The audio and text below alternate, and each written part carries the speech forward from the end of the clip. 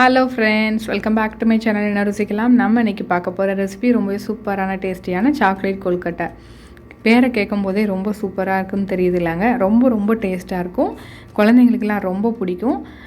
கண்டிப்பாக செஞ்சு பாருங்கள்.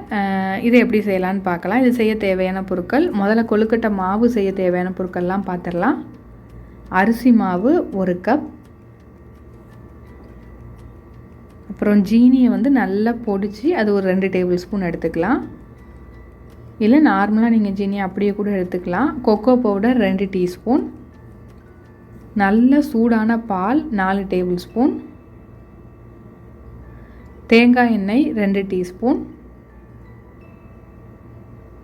வெண்ணெய் 2 டேபிள் ஸ்பூன்,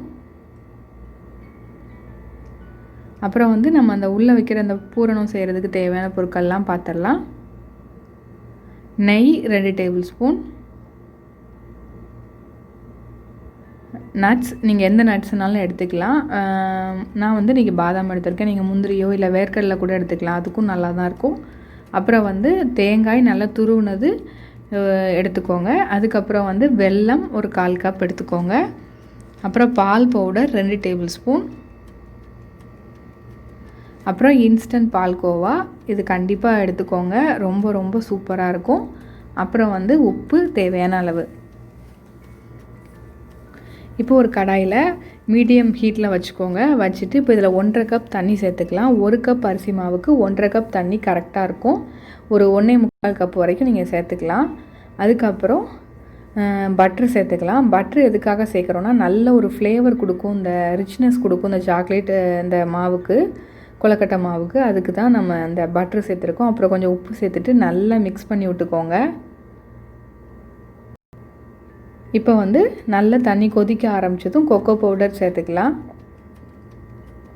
உங்கள்கிட்ட இந்த கொக்கோ பவுடர் இல்லைன்னா ஒன்றும் ப்ராப்ளம் இல்லை, இதை ஸ்கிப் பண்ணிவிட்டு மற்றதெல்லாம் சேர்த்துக்கோங்க. இப்போ நான் அரிசி மாவையும் அந்த ஜீனி பவுடர் இருக்குல்ல, 2ஐயும் மிக்ஸ் பண்ணி எடுத்து வச்சுருக்கேன்.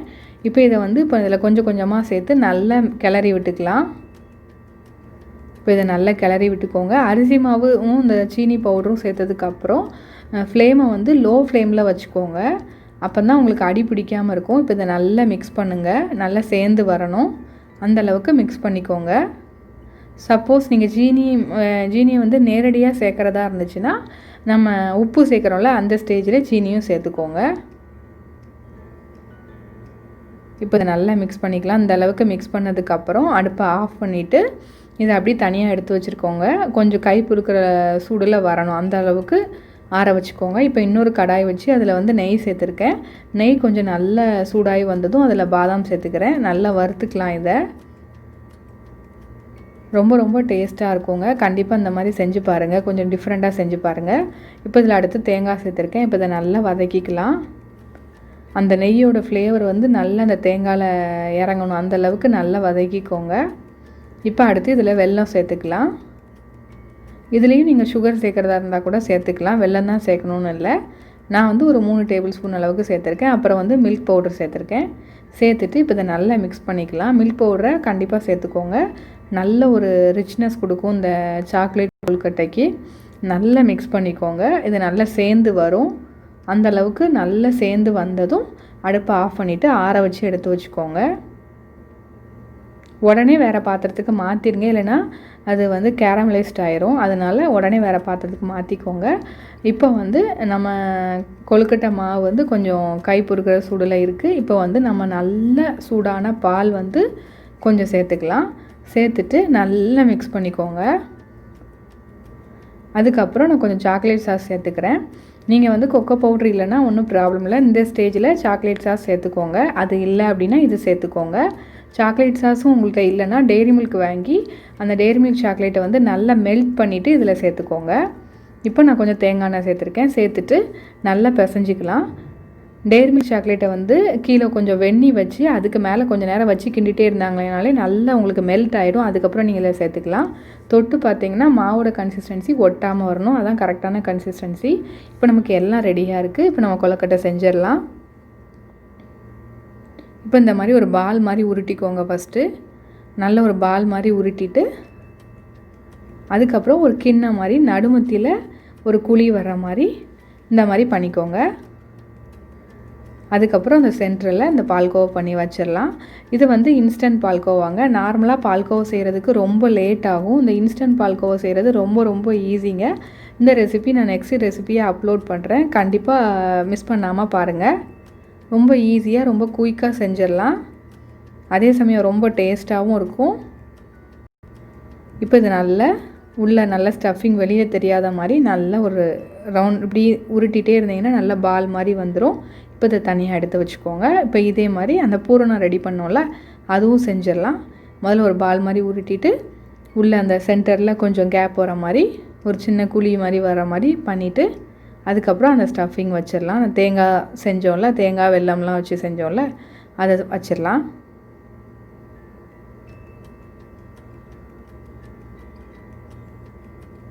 ரொம்ப ரொம்ப டேஸ்ட்டாக இருக்குங்க. நீங்கள் அந்த மாவு ப்ரிப்பேர் பண்ணும்போது கண்டிப்பாக சுகர் சேர்த்துக்கோங்க. அப்படின்னா தான் உங்களுக்கு அந்த சாப்பிடும்போது அந்த கொக்கோ பவுடரோடு சேர்ந்து அந்த ஸ்வீட்னஸோடு சேர்த்து நல்லாயிருக்கும். கண்டிப்பாக சேர்த்துக்கோங்க. இப்போ இதை நல்லா பால் மாதிரி நல்லா உருட்டியாச்சு. இப்போ எல்லாத்தையும் இதே மாதிரி செஞ்சு எடுத்துக்கலாம். இப்போ எல்லாம் செஞ்சாச்சு. நான் சொல்லியிருக்கிற அளவுக்கு எனக்கு ஒரு 10 கொழுக்கட்டை கிட்ட வந்துச்சு. இப்போ வந்து தண்ணியை நல்லா பாயில் பண்ணிக்கோங்க. மீடியம் ஃப்ளேமில் வச்சுட்டு நான் அந்த ஸ்டீமர் வச்சுருக்கேன். நீங்கள் இதுக்கு பதிலாக நம்ம நார்மல் இட்லி பாத்திரத்தில் வச்சு கூட நீங்கள் வச்சுக்கலாம். இப்போ இதில் வந்து இந்த கொழுக்கட்டை எல்லாத்தையும் வச்சிடலாம்.